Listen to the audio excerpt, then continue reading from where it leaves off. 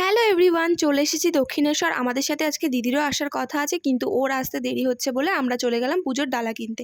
পুজোর ডালা কিনে আমরা পুজো দিয়ে দিলাম, কারণ মন্দির বন্ধ হতে আর বেশিক্ষণ বাকি ছিল না। ব্যাগ ফোন জমা রেখে আমরা পুজো দিতে ঢুকেছিলাম। এর মাঝখানে দিদি অনেকবার ফোন করেছে, কিন্তু আমাদের ফোনে পাইনি। এক জায়গায় থাকার কারণে আমরা বেরিয়েই দিদির সাথে দেখা হয়ে গেছিল। ট্যাটু তো করতে পারবো না, কিন্তু এভাবে মেহেন্দি পরে নিজের মনকে একটু সান্ত্বনা দিই। সকাল থেকে কিছু খাইনি, পুজো দেওয়ার পরেই আমাদের খিদে পেয়ে গেছিল, তাই আমরা চলে গেলাম খেতে।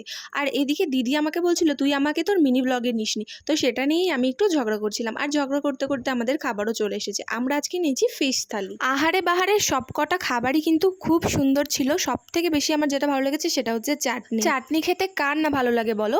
খাওয়া দাওয়ার পর আমরা চলে গেলাম এই ব্রিজে কটা রিলস করার জন্য।